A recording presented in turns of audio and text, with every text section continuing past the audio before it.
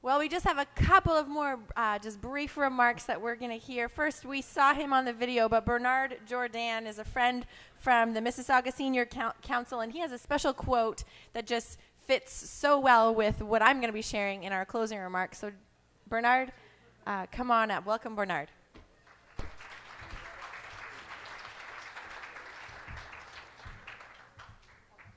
Thank you, Sarah.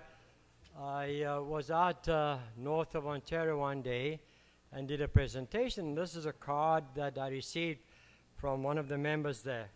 And it's a quote from Robert Kennedy. Each time a person stands up for an ideal or acts to improve the lot of others, they send forth a tiny ripple of hope. These ripples build a current which can sweep down the magnificent walls of oppression and resistance. El, as a friend, you personify this quote. You have started this ripple, and we are part of that current. And rest assured, we will continue with that long, long road that you have set. Thank you, Al. We love you.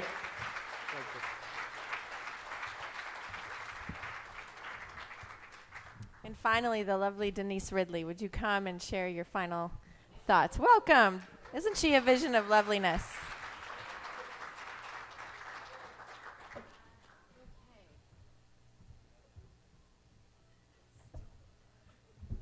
I never wear heels, okay? I twisted my ankle out there. I'm still wearing them, okay? So just, we kind of went way over our time limit, but I wanted to thank all of you, lovely friends, family. This is a testament to my dad's life.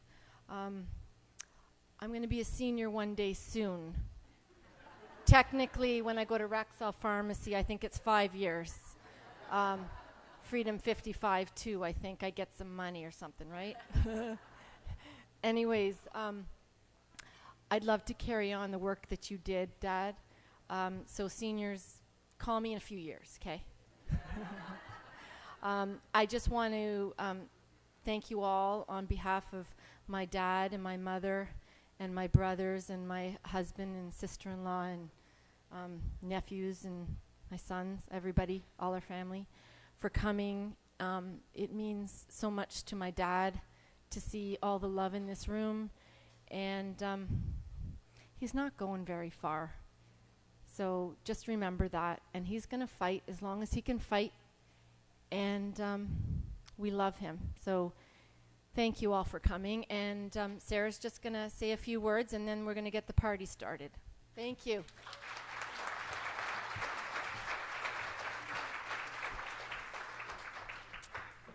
Well, we've heard a lot of stories, a lot of tributes about the incredibly rich life of Alan Ridley, the life that he's led, and the life that means so much to so many of you and so many others who couldn't be with us tonight.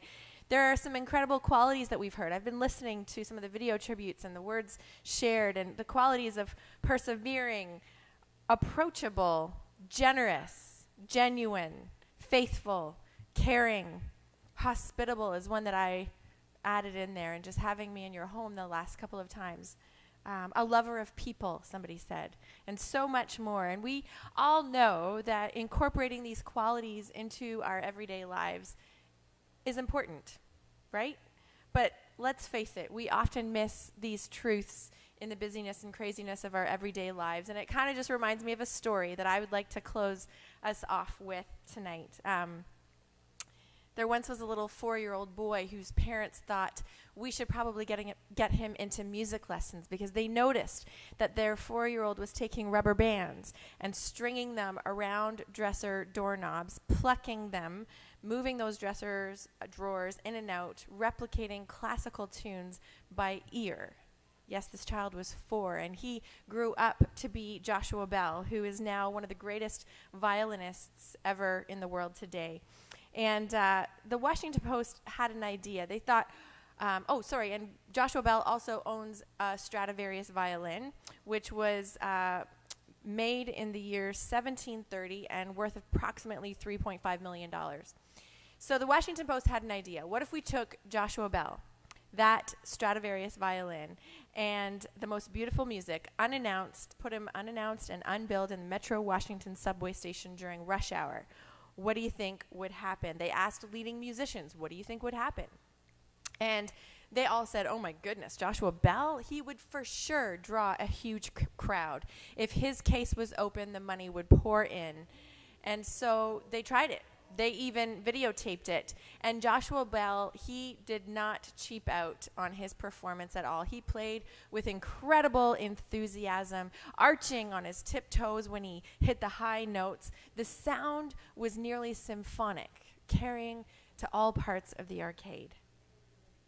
But 3 minutes went by before something happened. 63 people at this point had already passed by before a middle-aged man slowed down just for a split second to notice that there seemed to be some guy playing some music there in the corner. It wasn't until 6 minutes into the performance that someone actually stood up against a wall and listened. Unfortunately, things didn't get much better.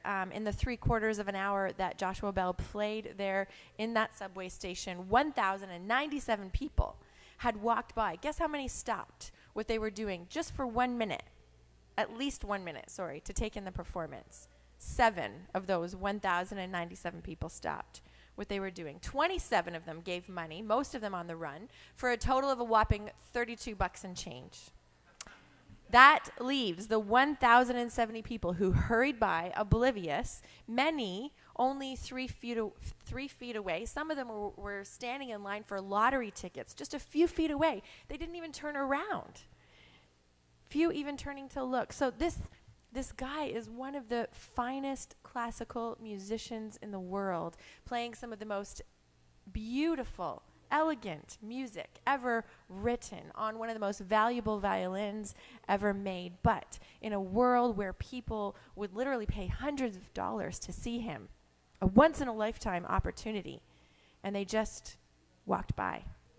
I think it's a powerful story because we can probably all relate to the possibility of neglecting what's important as we hurry through the pressures and the responsibilities of our everyday lives. But it's evenings like tonight, I think that we get a good reminder, don't we, of what's really important. And I know that Alan hopes that he has impacted your lives and that you continue on, not just much of the good work that he has done in and for this community, but though he may not probably say it in so much of these words, I'm sure he hopes that we continue on the amazing legacy of those qualities that we have heard about, that we've just talked about, that he clearly so lived his life with. Maybe you're going to want to tell him in person or tonight or in another night. Maybe you're going to want to say it in that video message when we're through here in the video booth. Maybe you're going to want to say, Alan, this is the gift that you've given to me, or you have taught me fill in the blank. I'm going to take this quality and don't worry, I'm going to be sure to pass it on to somebody in my own life. You name it, whatever it is. I encourage you to just think of one thing. What are you going to do? And let him and his family know. I can tell you it will mean the world. So, this closes the formal portion of our evening tonight. And now we dance. This evening, our DJ is a longtime friend of Denise's since high school.